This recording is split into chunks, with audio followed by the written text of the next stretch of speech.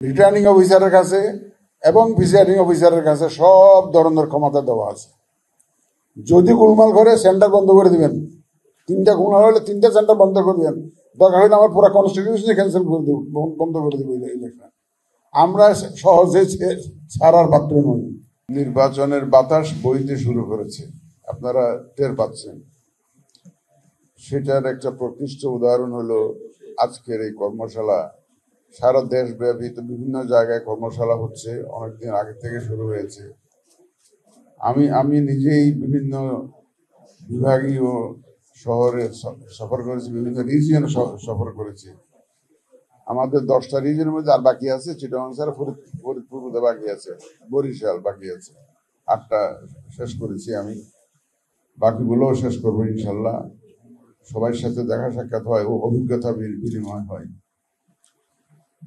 আজকে কর্মশালার উদ্দেশ্য সম্পর্কে আপনারা জানেন, এখানে বক্তারা বলেছেন। আমরা যখন প্রশিক্ষণ দেই, আমাদের একটা নেচার হচ্ছে, আমাদের সাধারণভাবে আর কি, যে one size fits all approach করি। যে মডিউল বানিয়ে নিয়ে আসলাম, সবাইকে ওই মডিউলটা গিলানোর চেষ্টা করি। কিন্তু আমাদের মনে রাখতে হবে, presiding and polling officers, they are from diverse backgrounds. এখানে মাদ্রাসার প্রিন্সিপাল থাকবেন, স্কুলের শিক্ষক থাকবেন, বিভিন্ন পেশা শ্রেণী পেশার মানুষ থাকবেন। এখানে সব নির্বাচন অফিসের কর্মকর্তা না। কিন্তু যখন ট্রেনিংটা দেব, আমাকে মনে রাখতে হবে এর মধ্যে অনেকে আছেন একদম নতুন, জীবনে কোনোদিন ইলেকশন পরিচালনা করার সুযোগ মানে পরিচালনা তো দূরের কথা, ভোট দেওয়ার সুযোগে হয় না। এমন লোক হয়তো আমাদের প্রিসাইডিং বা পুলিং অফিসার হিসেবে দায়িত্ব পালন করবেন। সুতরাং ট্রেনিংটা আমাকে এমনভাবে ডিজাইন করতে হবে যাতে একদম র পর্যায়ে, যার কোনো অভিজ্ঞতা নাই, ইভেন ভোট দেওয়ার অভিজ্ঞতাও নাই, তাকে কিন্তু আপনাকে ভোট কালেক্টর হিসাবে ট্রেন করতে হবে।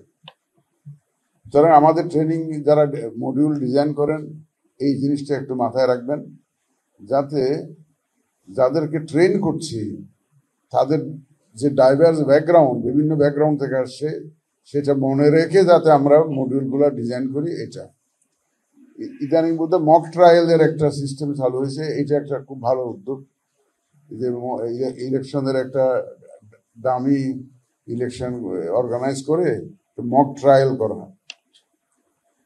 আমাদের দেশে নির্বাচন যখন হয়, সবচাইতে বড় চ্যালেঞ্জগুলোকে আমরা বিভিন্ন ভাগে ভাগ করতে পারি।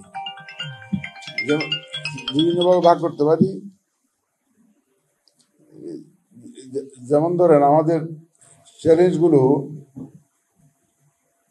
অ্যাডমিনিস্ট্রেটিভ চ্যালেঞ্জেস আছে, প্রশাসনিক, কাদেরকে নিয়োগ করব, কোথায় নিয়োগ করব, পোস্টিং কোথায় দেব, ইত্যাদি প্রশাসনিক চ্যালেঞ্জগুলো আছে। লিগ্যাল চ্যালেঞ্জেস আছে, আইনগত চ্যালেঞ্জেস থাকে, যে কোনো একজনের বিরুদ্ধে অ্যাকশন নেব, কোনো সেন্টারে গোলমাল হলো কি অ্যাকশন নেব, কোন ক্যান্ডিডেটের বিরুদ্ধে কি অ্যাকশন নেব, ইত্যাদি আছে। ইলেকট্রাল মনিটরিং টিম ঠিক মতো কাজ করছে কিনা, তারপরে কন্ডাক্ট রুলস ভায়োলেট হলে কি ধরনের পানিশমেন্ট হবে, এই ধরনের there are lot of legal challenges as well.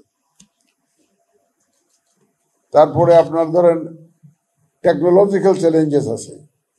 এবং ইদানিং যেমন ধরুন ক্যামেরার কথা আসছে, এই যে ট্র্যাকিং করা, যে ডিজিটাল এআই অ্যাবিউজ মোকাবিলা করা, এই ধরনের চ্যালেঞ্জেস গুলো আসছে, বিভিন্ন রকমের চ্যালেঞ্জ। তবে আমাদের দেশে দেখা যাচ্ছে যে ভোট গ্রহণের জন্য সবচাইতে বড় চ্যালেঞ্জ হচ্ছে যে সিকিউরিটি চ্যালেঞ্জ, সেটা নিরাপত্তার যে চ্যালেঞ্জটা, এটা একটা বিশাল আকারে দেখা দিয়েছে। এবং এটা নিয়ে সবাই দুশ্চিন্তার মধ্যে আছে। এইটা মোকাবেলাটা আমাদের জন্য একটা বড় চ্যালেঞ্জ হিসেবে দাঁড়াবে, সিকিউরিটি চ্যালেঞ্জ যেটা, সেটা।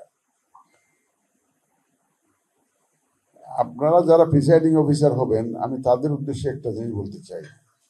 যেদিন ইলেকশন হবে, আপনি মনে করেন you are the chief election officer of that centre, chief election commissioner of that centre. সর্বময় ক্ষমতা আপনাকে দেওয়া আছে আইনগতভাবে। আমরা চাইব রিটার্নিং অফিসারের কাছে এবং প্রিসাইডিং অফিসারের কাছে সব ধরনের ক্ষমতা দেওয়া আছে। যদি গোলমাল করে সেন্টার বন্ধ করে দিবেন, 3টা গোলমাল হলে 3টা সেন্টার বন্ধ করে দিবেন, দরকার হলে আমার পুরো কনস্টিটিউশনই ক্যান্সেল করে দেব, বন্ধ করে দেবো ইলেকশন।